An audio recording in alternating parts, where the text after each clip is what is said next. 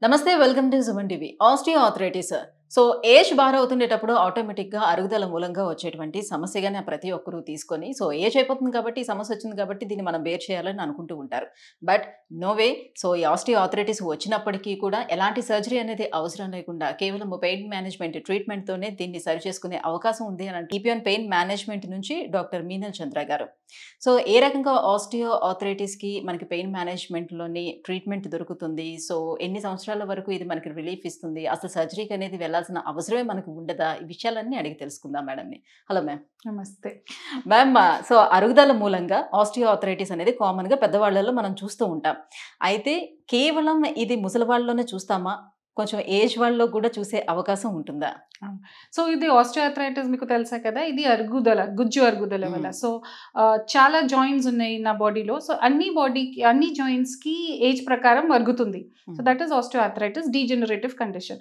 దాంట్లో అన్ని జాయింట్స్ లో మోకాల్ is the most common because మోకాల్ జాయింట్ లోనే వి వాక్ అండ్ అన్ని బరువు దాని మీద పడుతుంది. పడుతుంది. అవును. సో దానివల్లనే నీ జాయింట్ గుజ్జు ఫాస్ట్ గా అరుగుతుంది.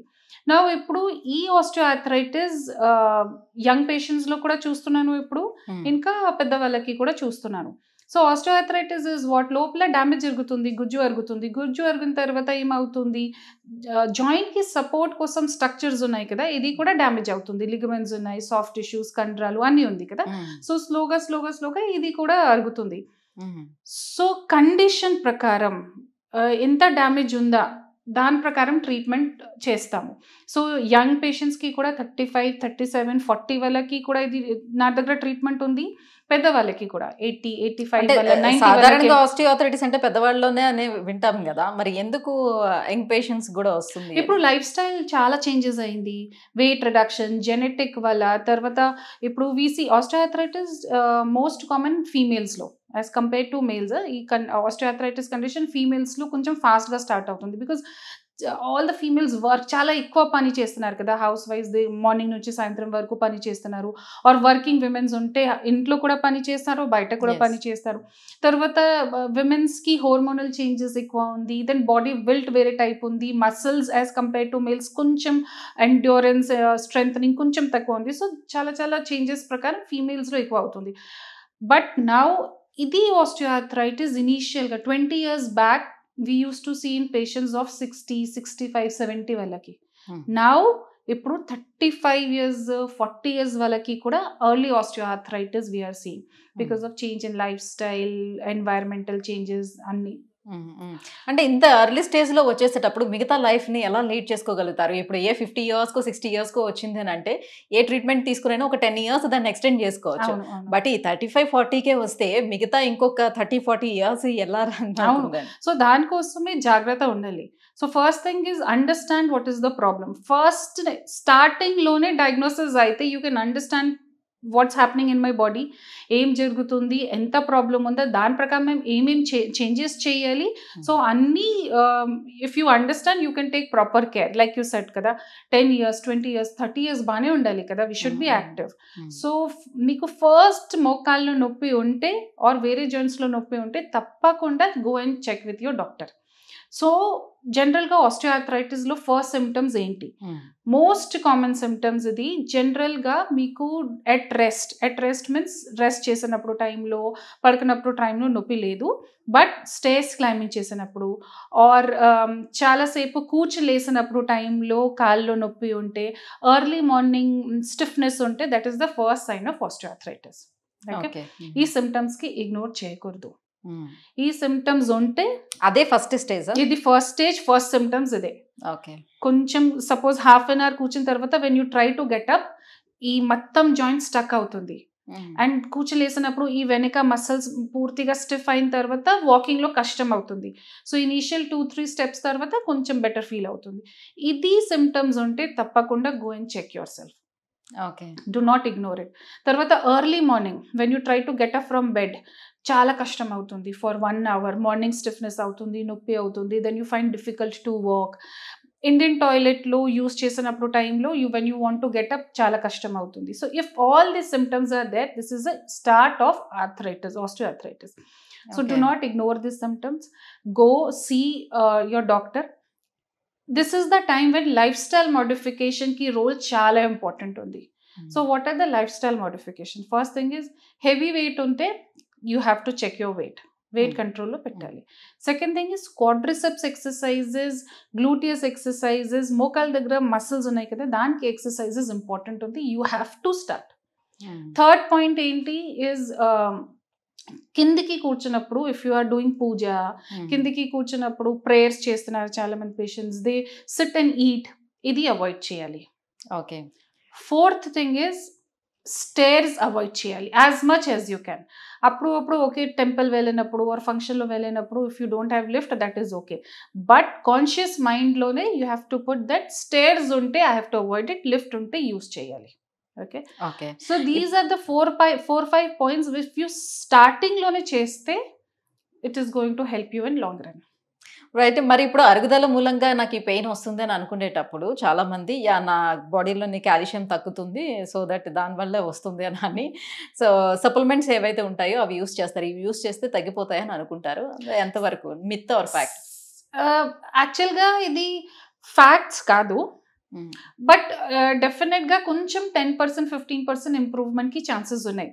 బికాజ్ ఇది just because of calcium deficiency or just because of vitamin D deficiency మీకు మోకాలు నొప్పి స్టార్ట్ అవుతుంది, ఇది కాదు.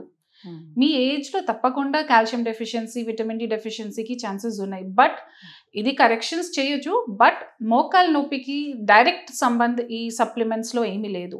చాలామంది పేషెంట్స్ నా దగ్గర చాలామంది పేషెంట్స్ వస్తే కంటిన్యూస్గా కొలాజిన్ సప్లిమెంట్స్, కంటిన్యూస్గా కాల్షియం, విటమిన్ డి, ఇది అన్ని waste. It is not going to help. What you have to do is first thing is life style modification. ఎక్కువ ప్రాబ్లం ఉంటే దెన్ ఫర్దర్గా ఇవాల్యుయేట్ చేయాలి. ఇప్పుడు బాగా ఒబేస్గా ఉన్నారు, సో ఒబేసిటీ మూలంగానే నాకు మోకాళ్ళు తొందరగా అరిగిపోతున్నాయి, పెయిన్ వస్తున్నాయి అని అనుకునే వాళ్ళు దాన్ని రెడ్యూస్ చేసుకుంటే తగ్గే ఛాన్స్ ఎంతవరకు? తప్పకుండా వెయిట్ రిడక్షన్ చాలా ఇంపార్టెంట్గా ఉంది, is the most important factor. So ఇప్పుడు వెయిట్ ఎక్కువ ఉంటే తప్పకుండా ఎర్లీ ఆర్థరైటిస్కి ఛాన్సెస్ ఉన్నాయి. And if you concentrate on weight reduction, మీ మోకాలు నొప్పి, స్పైన్ ప్రాబ్లం, అన్ని జాయింట్స్ ప్రాబ్లం కూడా సెట్ అవుతుంది. సో వెయిట్ రిడక్షన్ ఇంపార్టెంట్ ఉంది. రైట్. సో పెయిన్ మేనేజ్మెంట్ ట్రీట్మెంట్కి వచ్చేసరికల్లా సో వాళ్ళకి ఎలాంటి ట్రీట్మెంట్ అందిస్తారు, ఎంతవరకు వాళ్ళకి హెల్ప్ అవుతుంది? సో వాళ్ళు స్టార్టింగ్ ఏ పేషెంట్ అని మీ దగ్గరకు వచ్చేటప్పుడు ఎన్ని ఇయర్స్ వరకు నేను మళ్ళీ సర్వైవ్ అవ్వగలుగుతాను ఏంటి, ఎంతవరకు మీరు ఏమైనా అష్యూరెన్స్ ఇవ్వగలుగుతారా అని అడుగుతారా? So I will tell you one very important point. First point, ఇది నా ట్రీట్మెంట్ ఆర్ వేరే టాబ్లెట్స్ ఆర్ సర్జరీ ఆర్ వేరే any allied speciality, homeopathy, Ayurvedic, ఇష్టం ఉంటే తీసుకోండి, ఇష్టం లేకపోతే కూడా first important thing is life style modification. మీ హెల్త్ మీ చేతిలోనే ఉంది, no other doctor is going to help you out. So life style modifications చేస్తే 5 years, 8 years తప్పకుండా హ్యాపీగా ఉంటుంది. This I can guarantee you. Because చాలా మంది patients they will come and tell me that ఈ నొప్పి ఎన్ని ఇయర్స్ నుంచి ఉంది అమ్మా, 10 years నుంచి ఉంది. సో 10 years వరకు ఏం చేశారు? ఏమీ లేదు మేడం, ఇది కాల్షియం టాబ్లెట్ యూస్ చేశాను, కొలాజిన్ టాబ్లెట్ యూస్ చేశాను, ఎక్సర్సైజెస్ చేశాను. So with all these they have maintain 10 years. ఓకేనా? So that is why I'm insisting on life style modification. మీ ప్రాబ్లమ్కి ఐడెంటిఫై చేయండి, డయాగ్నోస్ చేయండి. ఓకే, తర్వాత treatment. Okay, treatment is secondary. First is what is important, patient should understand what is happening in my body. ఇది first thing. So నా క్లినిక్కి main ఉద్దేశం ఇదే.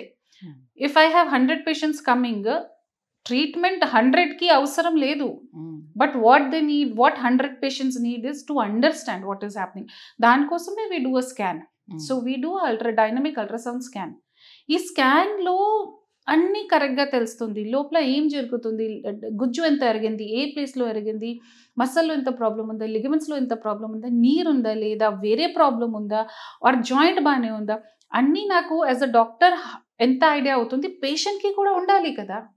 It's their body, they should understand నా బాడీలో ఏం జరుగుతుంది. సో దానికోసమే స్కానింగ్లో మొత్తం చూపిస్తాము. చూడండి, this is happening. So once they see damage ఉంటే they will want to correct it కదా. సో ఆ టైంలో మోటివేట్ చేస్తాము. So pain management centre or any సెంటర్లో ఇఫ్ పేషెంట్స్కి ఏం అవుతుంది, if they are not telling, to the patient, that means there is no use of any treatment. Patient ki idea undali. So na clinic ki speciality ide. So we tell them everything in detail, and otherwise treatment ki we have so many treatments. So treatment ఇస్తూ treatment తో పాటుగా life style changes చేసుకుంటేనే వాళ్ళు ఇది first అనుకున్నట్టుగా point. నా clinic కి first point ఇదే. We ask the patient, are you ready to do this? If they are ready, we will do the treatment. If they are not ready, that means I cannot assure anything. Right. Thank you ma'am, thank you so much. So osteoarthritis రావడానికి reasons and pain management ట్రీట్మెంట్లో కూడా first of all అసలు ఏం చెయ్యాలి, ఏం చేస్తే మేము treatment చేస్తాము, ఈ విషయాలన్నీ కూడా తెలియజేసినందుకు thank you so much. Thank you.